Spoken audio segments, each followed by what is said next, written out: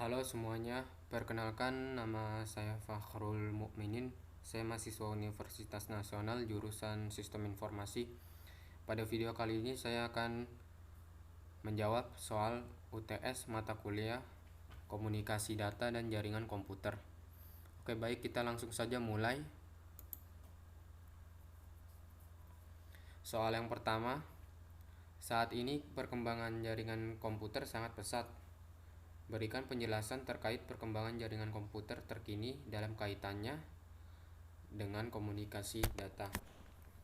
Perkembangan jaringan komputer saat ini, apabila dibandingkan dengan era 1990-an, maka sudah pasti perkembangan jaringan komputer saat ini sudah jauh lebih maju.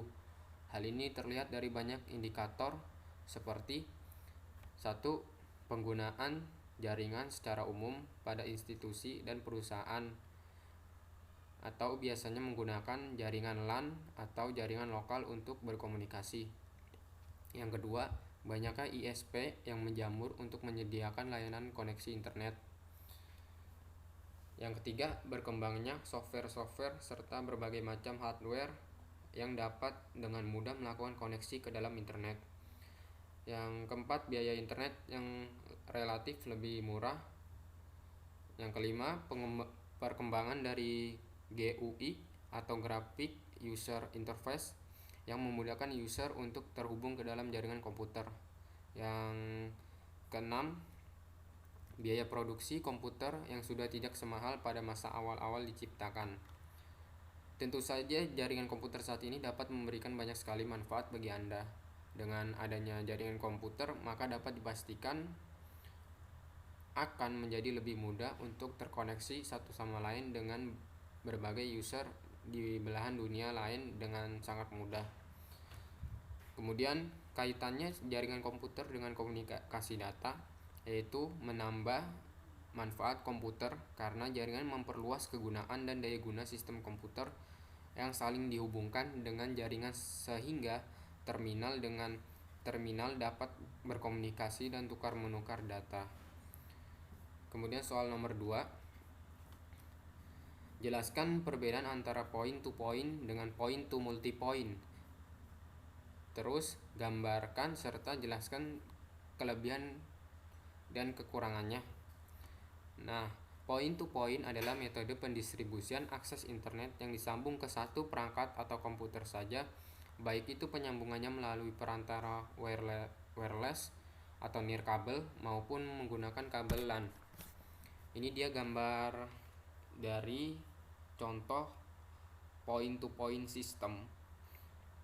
Kemudian kelebihannya, yang pertama, jaringan lebih stabil. Hal ini karena akses point hanya akan memancarkan signalnya ke satu stasiun saja, sehingga throughput yang dihasilkan akan maksimal.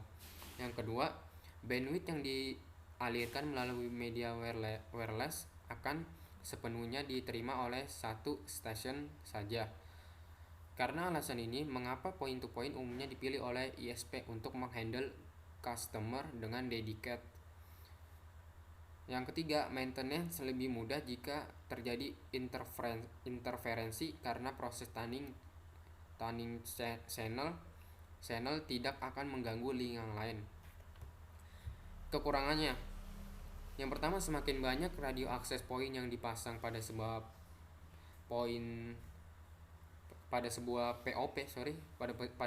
POP, maka akan semakin tinggi potensi terjadinya interferensi atau tabrakan frekuensi. Kemudian, point to point hanya bisa diterapkan pada jaringan radio wireless untuk menghubungkan antar site saja, tidak bisa dipakai untuk mengkoneksikan device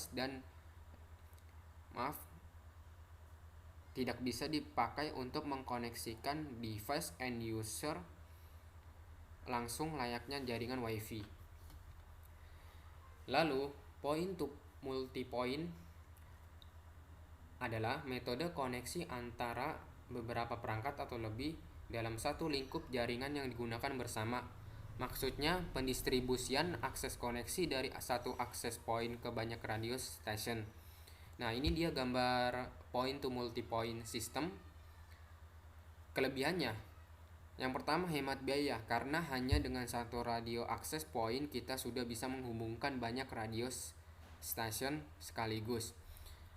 Kemudian yang kedua, point to multipoint bisa diimplementasikan pada jaringan WiFi untuk mengakomodir kebutuhan internet secara langsung ke device end user.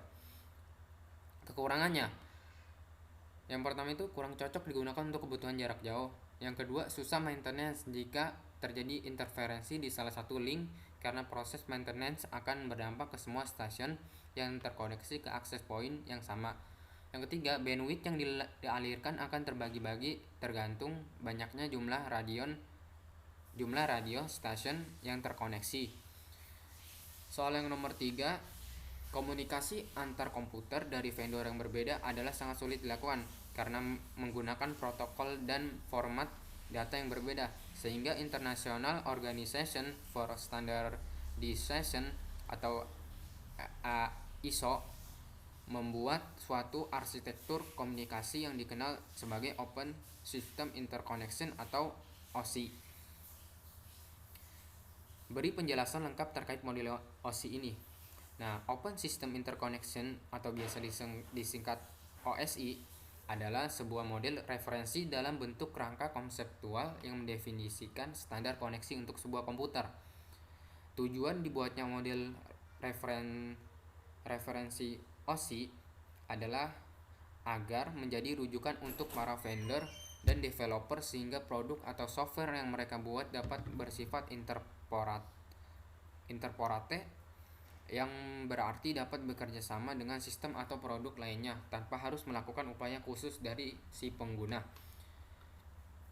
Ketujuh layer pada model OSI ini adalah: yang pertama, application layer 7, berfungsi menunjang aplikasi untuk berkomunikasi melalui jaringan, contohnya seperti SMTP. Yang kedua, presentation, ini layer ke-6, berfungsi memformat data sehingga dapat dikenali oleh penerima, contohnya JPG, GIF, HTTPS, dan lain-lain. Yang ketiga, session, ini layer ke-5 yang berfungsi membentuk koneksi kemudian memutuskannya ketika seluruh data telah terkirim, contohnya NetBIOS dan PPTP. Yang keempat, transport, ini adalah layer keempat yang berfungsi mengatur flow control, acknowledgement, dan mengirim ulang data jika diperlukan, contohnya TCP dan UDP. Yang kelima, network, ini adalah layer ketiga, berfungsi menambah alamat jaringan pada paket, contohnya router, dan layer 3. Yang keenam, data link, ini adalah layer yang kedua, berfungsi menambahkan MAC address pada paket, contohnya switch. Yang ketujuh, physical, ini adalah layer yang pertama yang berfungsi mengirimkan data melalui media transmisi, contohnya hub, NIC, dan kabel. Kita lanjut ke soal nomor 4. Jelaskan perbedaan antara bandwidth dengan spektrum. Nah, spektrum adalah rentang gelombang elektromagnetik yang ada di bumi yang digolongkan dalam beberapa kelompok menurut panjang gelombang dan frekuensinya. Sedangkan bandwidth ini adalah frekuensi yang digunakan dalam mentransfer sinyal data. Contohnya adalah suatu stasiun radio yang memiliki frekuensi siaran pada frekuensi 100 MHz. Hal tersebut termasuk dalam analog bandwidth. Bandwidth yang digunakan stasiun radio tersebut adalah 100 MHz. Dan spektrum yang digunakan adalah spektrum gelombang radio yang memiliki rentang frekuensi 30 MHz sampai 300 MHz. Soal yang nomor 5, berikan penjelasan lengkap tentang WAN atau Wide Area Network. Nah, pengertian WAN atau Wide Area Network merupakan salah satu jaringan komputer dengan area cakupan yang sangat besar, seperti jaringan komputer yang mencakup antar wilayah, antar kota, bahkan dapat antar negara. Mungkin bisa juga antar benua. Dengan definisi jaringan komputer yang dalam penggunaannya menggunakan router dan saluran komunikasi publik. Kemudian fungsi WAN ini, yang pertama, dapat meningkatkan efisiensi perpindahan arus informasi. 2. mengintegrasikan dan menggabungkan jaringan LAN dan MAN menjadi satu. Kemudian dapat mempermudah dan mempercepat arus informasi dan komunikasi. Yang keempat, dapat mencegah terjadinya miskomunikasi. Yang kelima, dapat menghemat biaya operasional. Yang keenam, mendukung operasionalitas dari sebuah perusahaan multinasional dan internasional. Kelebihan WAN. Yang pertama, berbagai informasi atau file melalui area yang lebih besar. Yang kedua, semua orang yang ada di jaringan ini dapat menggunakan data yang sama. Yang ketiga, mempunyai sistem jaringan yang besar atau luas sehingga mampu menjangkau negara, benua, bahkan seluruh dunia. Yang keempat, jika terkoneksi dengan jaringan internet, transfer file pada tempat yang jarak jauh bisa dilakukan dengan dapat berbagai resource dengan koneksi workstation.